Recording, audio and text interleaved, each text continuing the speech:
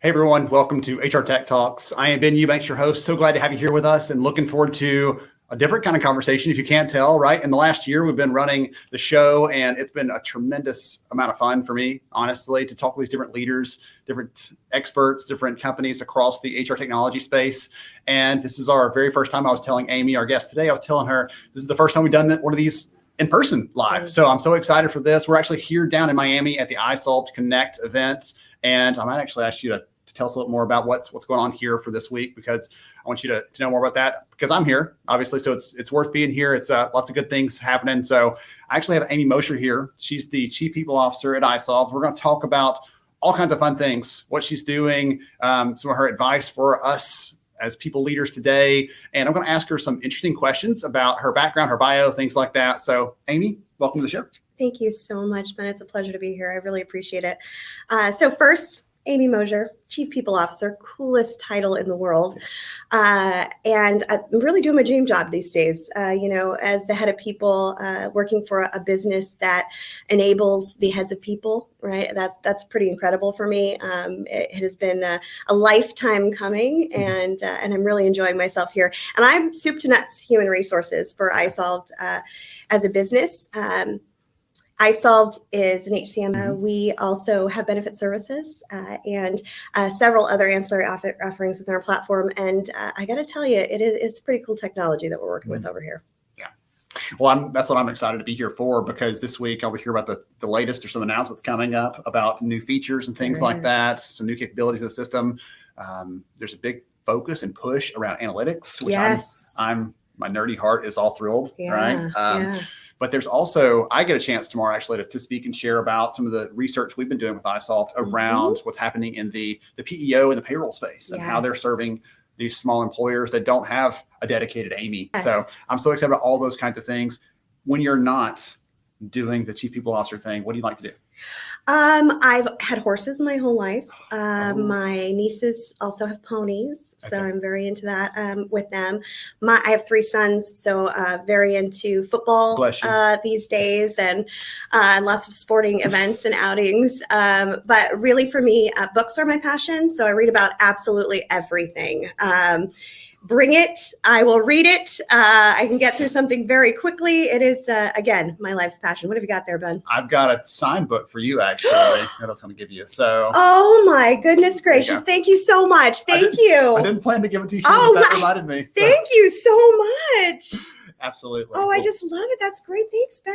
Absolutely. And of course, you wrote this. I wrote that.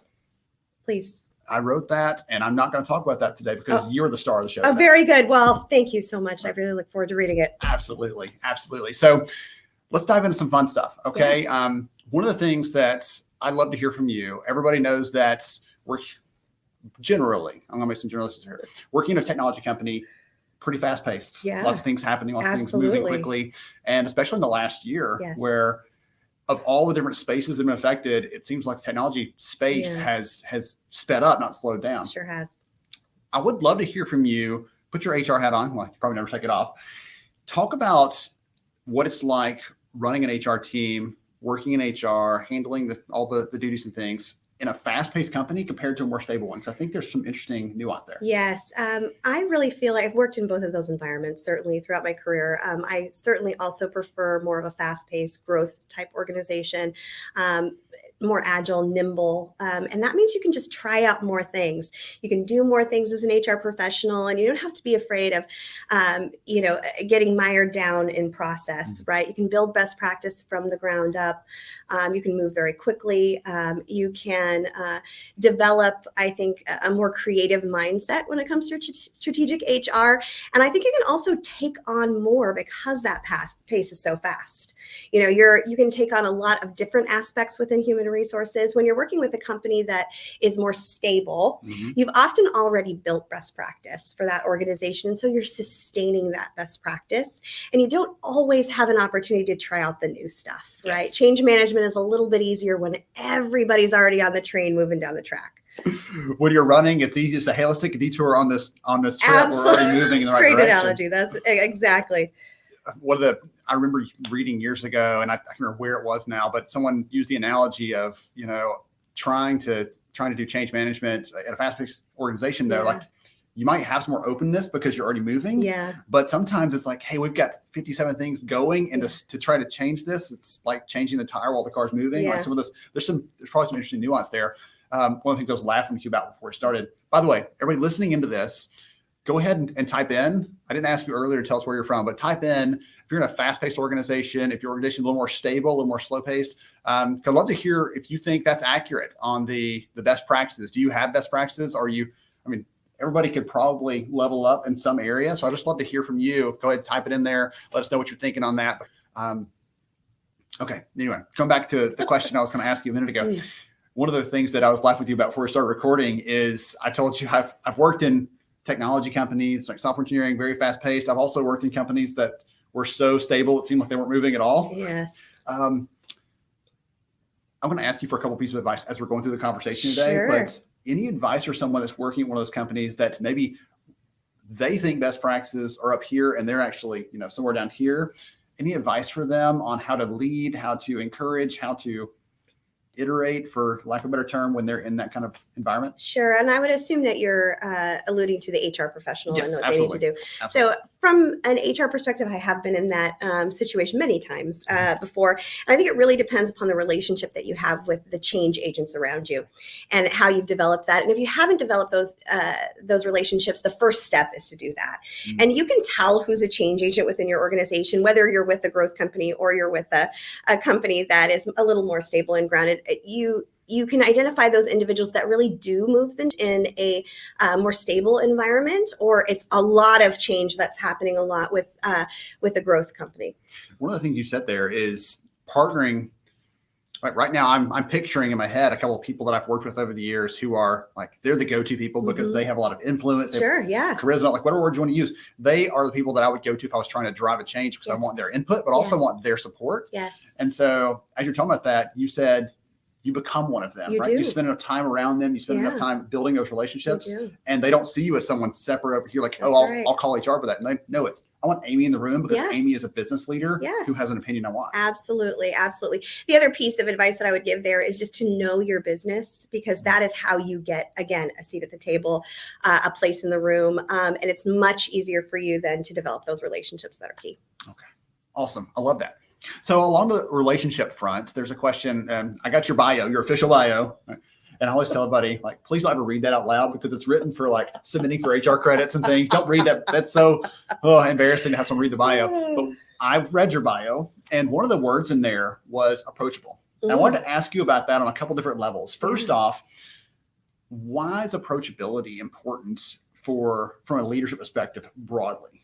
And then second, we'll go into kind of from an HR perspective, but for just first talk about it from a leadership perspective. Why does approachability matter? Yeah, you can't lead unless you have other people that are willing to follow you. And I think that is something that we don't always think about as we're leaders, and we're thinking about how we have to make very difficult decisions, and it's us, we, me. And I don't think that enough leaders, just in general, even HR leaders, but take a moment to say, look, it's really about the people around you, right? Of course, I'm a people person, but for me, approachability is probably one of the number one things as a leader that I need to ensure is on my docket. It's very high, and I get a lot of things out of that, a lot of advantages out of being approachable. One is I'm going to hear if something's going on, right?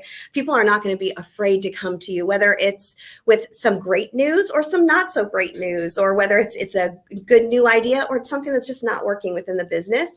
And I feel like as a leader, it really gives you a leg up to be able to have that kind of community that feels comfortable coming to you with those things. And of course, integrity is always important from an HR perspective, but I'm not sure that all leaders really sit down and go, okay, what is this really about? It's really about the people and your relationship that you have with them. And so inherently, approachability becomes really important.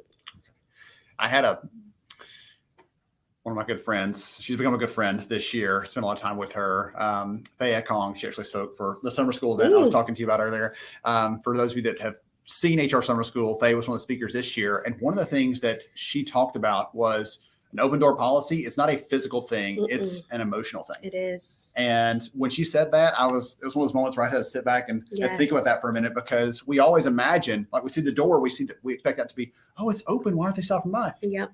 If you're not approachable, right? It doesn't matter. If you don't set that tone, doesn't matter how wide open the physical door is, Yeah. because emotionally they know you're closed off. And as an approachable individual, it doesn't matter if the door's closed. They're going to come and open the door, right? Like it's really interesting to see how much involvement that I get. I'm good. I good face to name kind of individual, and it's a skill, but which helps a lot, right?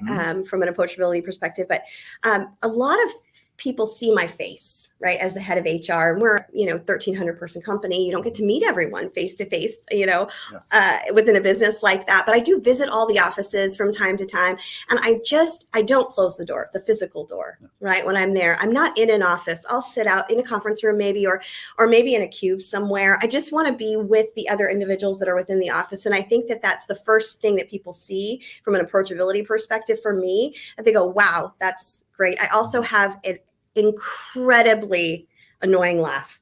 And so the first time, folks, I meet new individuals and I start laughing, they're like, "That's Amy. I remember that's Amy. And she sounds so jovial." And, I have to wake up every day and say, I'm going to be, approachable. This is going to be a great day. I'm going to be, have joy today. And that's something that I consciously do for myself, because there's so many things as a head of HR that go through your minds that you're having to deal with. All the bad stuff, all the good stuff too, but you're having to really work through that from a solution orientation perspective. It can take a lot out of you. You need to be on a lot. So I think helping just to be open and honest and free and not get too wrapped up in the hierarchical kind of the perspective that we would think that a hierarchical individual and executive has to have. It just doesn't have to be there. It doesn't have to be that way. It's kind of an old school thought, I think. It's what's interesting. As I'm hearing you say this, I remember I talked to a leader recently, and they have a recruiting team, and their recruiters have been very stressed out lately. For good I'm reason. Sure. And she was telling me that she's actually carved out a section on her calendar every week to talk to each one individually for 20, 30 minutes. Huge. Hey, what's going on with you? What's your challenge? And she's intentionally putting herself out there. So if you can say, hey, like, I'm making the decision that Amy's made, I'm going to be approachable. She's going, like, helping take that a step further to make sure that they know, because they don't work physically in her office. So she's like, I want you to know that you have access. I'm setting up time individually with you to talk to me. And she said, since she started doing that, they haven't a single one of their recruiters turn over, because sometimes I need someone to listen to me and say, yeah, that's really hard. That stinks, but I'm with you. If I can help you with something else, or if there's something we can do. Agreed. It's a great strategy to have that time. I think also in a virtual world, the first 18 months that I was the CPO at isolved, I didn't meet any of my employees. I hadn't met any of my peer executives in person. So really, I think being approachable in a virtual world, also you need to think about that as well, because it's really not then about approachability necessarily, it's about availability. And when you're available, you become approachable. When you're out and about, when you're there, when you're on Teams and it shows green and you're booking time to just be available to your teams, right? That's huge in a virtual world. And I think that's really gone a long way. And uniquely, because my whole team, we grew 150% in that year, by the way, the HR team, and grew a whole talent team on site, which is fantastic. We were able to stay together, just make things fun, be positive, have, our team meetings include a moment for kudos and just saying nice things about each other. And having an HR game night, a virtual HR game night. There's so much technology out there right now that will help you with that, by the way, so you don't have to plan anything. But just that, again, that availability and remembering to do the fun things and remembering to be, to care about the people around you, celebrating birthdays, even though you're not together, and, babies and weddings and anniversaries and whatever you can, right? Has been really important this last year and a half. And we were all on a very kind of even playing field, right? All having been at home. And it really uniquely, I think, brought us all together, because we were all at home for that time, right? So we all ended up kind of a level footing. It's interesting. It was an interesting year. In the last couple of months, one of the nonprofit boards, I'm the token HR guy on the board, right? They're like, hey, we've got a problem with an employee. Who hasn't been that before? Right? All heads turned to Ben sitting at the end of the table. Hey, what should we do? And one of the things after like late night meetings or things, this is volunteer work. I told a couple of the people that were still there, I said, you know what? I said, this has been so hard, but I said, we're going to be closer together after this. And that's what I feel like a lot of HR teams probably feel right now. Yes. If their leaders are leading the way that sounds like you are, Yes. right? In the last year, you've been through the crucible, you've been through the toughest time you've ever seen potentially. And this is going to bring you together. I think. It absolutely is. And also for us in HR, and other HR professionals out there I know are empathetic to this. Yes. You've had to come up with solutions for problems that you never even thought would exist in your lifetime, right? And just doing that and knowing that you could do it, and then doing it builds so much confidence within your HR teams and especially those folks who've never been through that before, right? They're just like, this is amazing, right? I can do anything now that I've solved how we're going to communicate and the logistical nightmare of COVID, right? You get through these things and it just brings so much confidence, I think, to your team. And I'm very proud of what my team's been, but I'm also very proud of what the guidance that we've been able to provide to the PEO also as a result. In our unique role, we get to speak with clients in our PEO of smaller businesses, and they had very similar challenges on a much different scale. And I think translating all those best practices was also then another unique issue that we had to get through. That was pretty interesting. So I had one other question I want to ask you Please. In the conversation. We've talked a lot about the challenges, everything else, and you've shared some of the ways you've approached it. You've shared some great tips and advice. You could just reiterate something that was important in there, but for the people listening in right now, they are living the same thing out. The stress that you felt is the stress that they felt. Yeah. What piece of advice might you give them to help encourage them, to help them take the next step?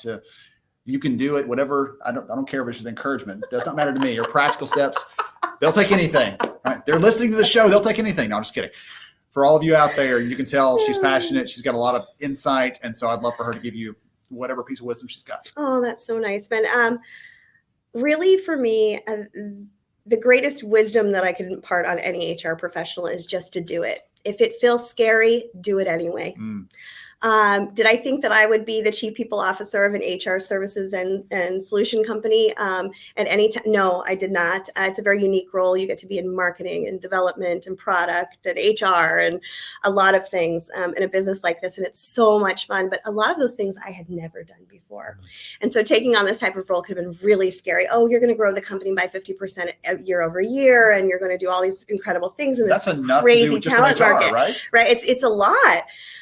But fortunately, I have an incredible team, and that's my second recommendation. Is if you're an HR manager, if you're growing a team, grow someone that is going to be able to take it to the next level. Don't solve for the issue that you have today. Solve for the one that you have tomorrow. Hiring people that are smarter than you is always going to make you more successful.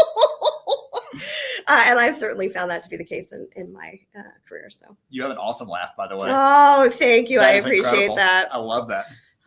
Now you've all experienced it. Yes. So do it scared. Hire people smarter than you, right? build a rock star team. Awesome. I love that. That's great advice. I don't think we've had that on the show before either. So that's great. So if someone is curious about isolved, they want to learn more about what you said you're hiring, right? The company's hiring, growing quickly. How can they connect or learn more about isolved? So you can follow me on LinkedIn. I've got a great LinkedIn presence thanks to an incredible marketing team at isolved. You can also go to isolvedhcm.com.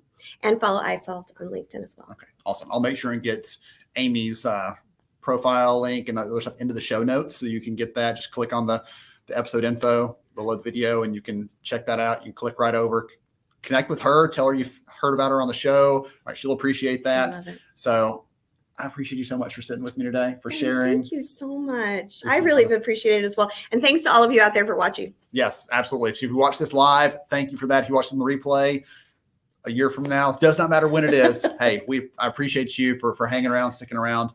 And I'm hoping to have more of these kind of live talks in person for HR Tech Talks in the future as well, with a little bit of travel coming back here and there. So thank you all for hanging out with us. We appreciate you very much. Hope you have a wonderful rest of your day. And you heard from Amy here, right? Do it scared, hire smarter people. You're gonna be fine. We're gonna get this together. Have a great week. Thank you.